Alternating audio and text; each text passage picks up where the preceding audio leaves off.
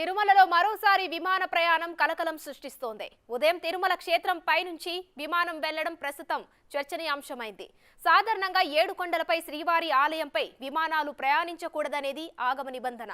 ఈ క్రమంలోనే తిరుమలకు నో ఫ్లయింగ్ జోన్ గా ప్రకటించాలని కేంద్ర ప్రభుత్వాన్ని పలుమార్లు తిరుమల తిరుపతి దేవస్థానం కోరినా సాధ్యం కాదని తేల్చి చెప్పింది.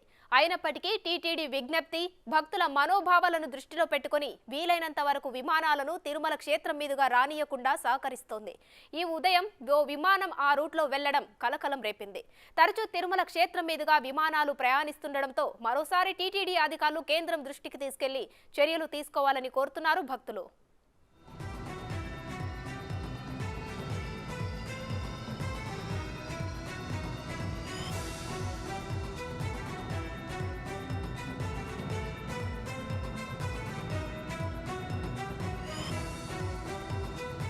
తిరుమలలో మరోసారి విమాన ప్రయాణం కలకలం సృష్టిస్తోంది. ఉదయం తిరుమల క్షేత్రం పై నుంచి విమానం వెళ్లడం ప్రస్తుతం చర్చనీయాంశమైంది. దీనికి సంబంధించిన ఫుల్ డీటెయిల్స్ మా ప్రతినిధి దామోదర్ ఫోన్ లైన్ లో అందిస్తారు.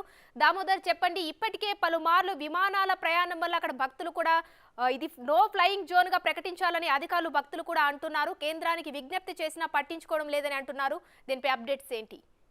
ఉమశ్రీ, తిరుమల ఆలయం మీద విమానాలు తిరగకూడదని ప్రతిసారి అటు టీటీడీ గాని భక్తులు గాని కేంద్రానికి విజ్ఞప్తి చేస్తున్నారు. తిరుమల క్షేత్రాన్ని నో ఫ్లయింగ్ జోన్ గా ప్రకటించాలని చాలా సార్లు గత 25 సంవత్సరాలుగా ప్రతిసారి టీటీడీ విజ్ఞప్తి చేస్తున్నప్పటికీ కేంద్రం పట్టించుకోవడం లేదు. ముఖ్యంగా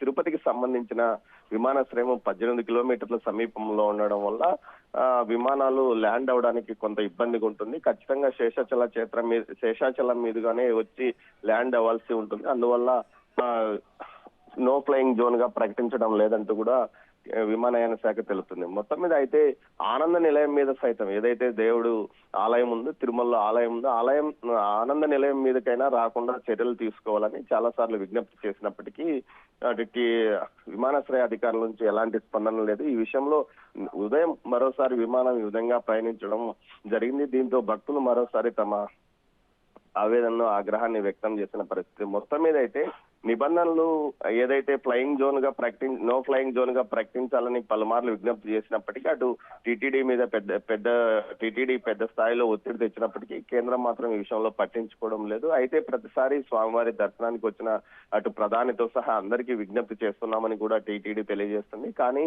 ఈ విషయంలో ఎలాంటి చర్యలు కూడా తీసుకోవడం లేదు. ముఖ్యంగా ఏదైతే సాంకేతిక సమస్యల వల్లే తాము ఈ విషయంలో ఇది నో ఫ్లయింగ్ జోన్ గా ప్రకటించలేకపోతున్నామని అధికారులు చెప్తున్నప్పటికీ అయితే కనీసం పైలట్లకైనా ఏదైతే ఈ రూట్ లో తిరిగే విమానాలు నడిపే పైలట్లకైనా ముందుగా సమాచారం ఇవ్వాలి.